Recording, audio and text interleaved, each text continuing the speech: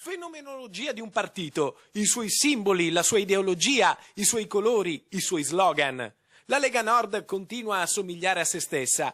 Il sole delle Alpi, il federalismo, il verde carroccio, l'urlo Padania libera, il va pensiero e poi lui, sempre lui, il senatur, l'Umberto che quando arringa nessuno fiata, il leader massimo che quando finisce di parlare tutti acclamano con una standing ovation.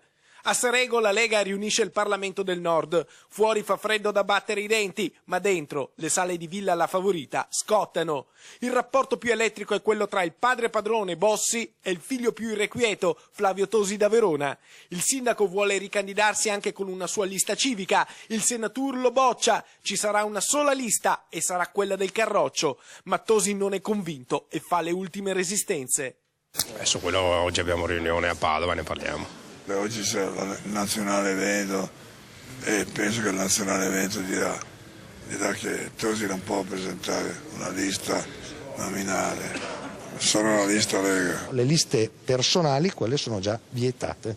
Al senatur che cura la disciplina politica dello scalpitante Flavio Tosi fa eco il più osservante Roberto Calderoli. La Lega non cerca alleanze col PDL, alle prossime amministrative corre da sola e sarà il primo partito del Nord. Bossi è stato chiarissimo, sempre nella stessa giornata, ha detto nessuna alleanza con le forze politiche che sostengono Monti, è impossibile correre insieme ad elezioni amministrative con chi a Roma sostiene un governo che sta distruggendo il Paese.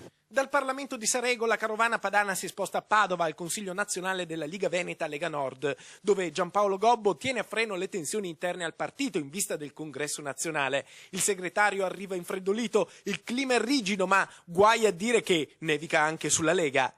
Assolutamente no, anzi sotto la neve ci sono sempre i fiori, i frutti.